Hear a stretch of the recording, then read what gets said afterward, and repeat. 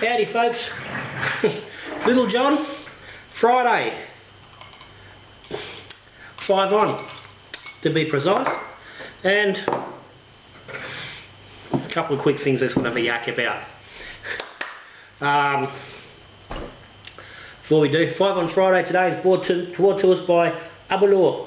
I'm not sure how to pronounce it. Anyway, all these bloody Scottish words, I don't know why they can't make them simple, why they can't just say Smith's Distillery.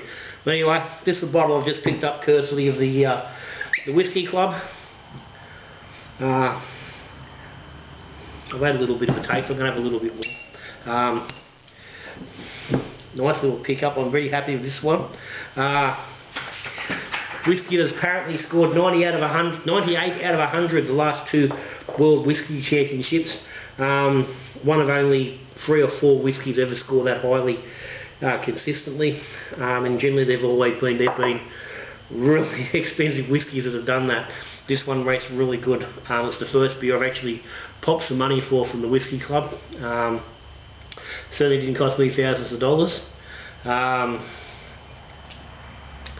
it's bloody nice. Double cask. It was distilled into 2 batches. Half have been aged on American oak and half have been aged on Spanish Oloroso sherry casks, and then they've combined the 2 in whatever level to produce this, and this is delicious.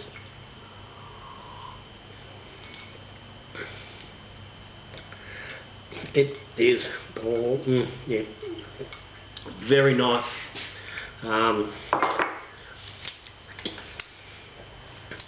I don't know how, certainly how available this fella is going to be outside of the Whiskey Club.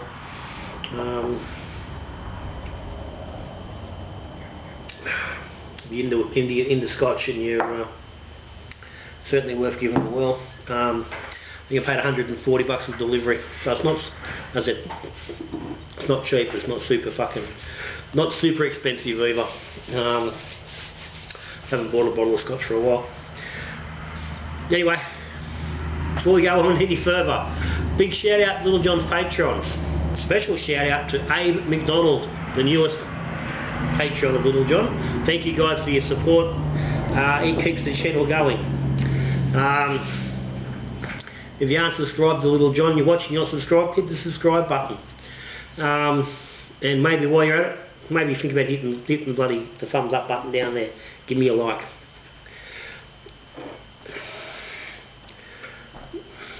Stone and Wood have sold yesterday.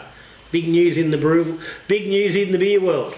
So in honour of the moment, I went out this morning. I was down the road on our last day of lockdown. Snuck into the local IJ and I grabbed a bottle of the Stone and Wood Pacific Ale.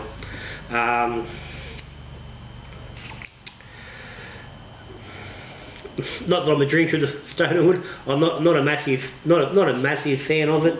I don't drink it very often. This is probably only maybe the 3rd time I've ever drank it.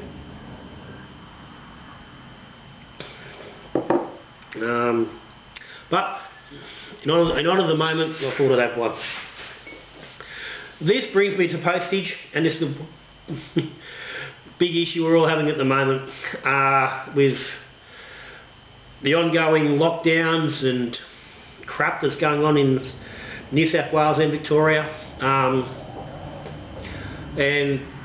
as of midnight tonight, here in the hilltops, we are out of lockdown. We're one of the few regions which are actually getting out in New South Wales. We've had no cases. There was someone who fucking rolled into the town up the road last week for a couple of days, some worker. But no one, there's been big testing in town and no one's come up with a case, so it appears we're keeping it at bay, so we're out of lockdown tonight. But it's putting huge pressure on postage and deliveries because everyone's buying stuff online because you can't get out to buy shit. I said this led that discussion a little bit. This took 3 days to get here. I got notification on Monday that it was coming. This is the way the Whiskey Club works. Monday morning is they start sending it out. It was here Wednesday. 3 days, beautiful, fantastic. That's as quick as I get out of here in postage. Can't get any quicker. It's really not possible.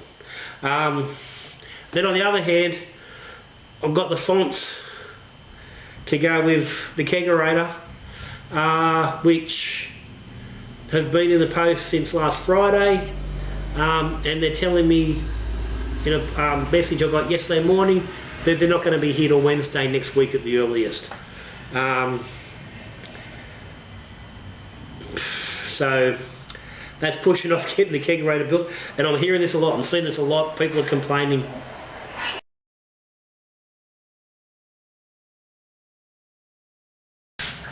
Yeah, there's been a few people saying they've had trouble. Yeah, well, not trouble, but saying they're waiting a long time for stuff to come through. So I think it depends a lot on where you are. But this is just where we are at the moment, not much we can do about it. So that does mean we need to plan a little bit more about, what we're doing.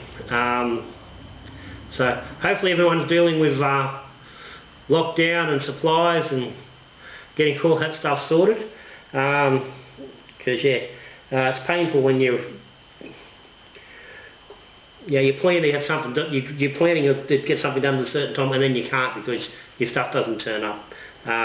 So hopefully that doesn't affect everyone too much. As I said, having a stone and wood just because never been a real big fan, but very popular beer. Been top 3 in Gabs for bloody fucking years. It's very much a staple of the craft beer crowd.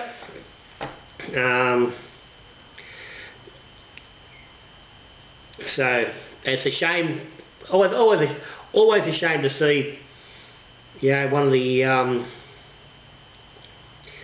successful craft brewers getting bought out. But they've put in the slog, they've done the hard yards, they've probably had many a sleepless night, many a struggle to get themselves where they are. So they're well deserved of whatever rewards they're reaping at the moment or going to reap over the coming whatever time. Hopefully for the Stone and Wood supporters, those who do drink the beer, that they can keep it the same. I think the big breweries are coming around to the fact that they do need to keep these things the same, or at least very close to the same, ongoing, because there is such a big fan base. I don't think they're looking so much to wipe out brewers anymore as to take them on board and just keep rolling with it. I think they are accepting that craft beer is here to stay, and it's a market they need to be involved in, which is more about what they're doing now as opposed to squashing the little guy, which I think was where they started off years back when they first started buying out breweries. So sad day for some, happy day for others, indifferent day for some. Right? For me, I'm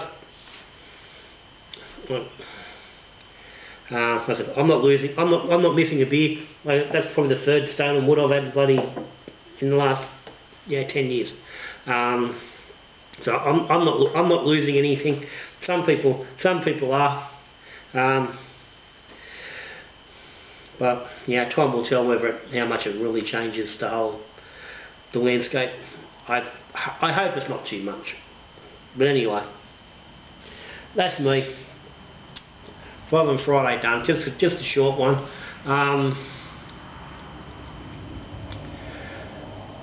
Videos upcoming on NEPA, which was the kegs brought into the fridge yesterday. Great to be grown to glass.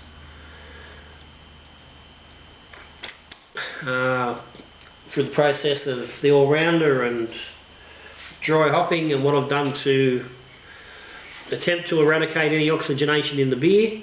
So that will be out probably next Friday. I think I'm going to give that a couple of days in the keg. Well, it's been in the keg for a little while already. Give it a few days in the keg, in the cold, before I do a final tasting on that. The D's video will be up early next week. I've got through all them beers finally. Just got to sit down now and do the monumental editing that's going to go along with it. So that's coming. And that things continue to push along.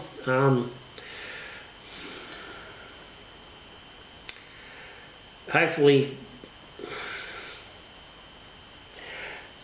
by the time I'm actually doing this NEPA video, I'll be pouring the NEPA from the kegerator, not from the current fridge, but we'll see. But anyway guys, that's me. As always, again, Patrons, thumbs up guys, thank you for your support. Links down the bottom if you're interested. Subscribe. If you don't subscribe, hit the subscribe button. Hit the thumbs up one way or another. But that's me. So, till I see you again, yeah, we're brewing beer, drinking beer, talking beer, good brewing.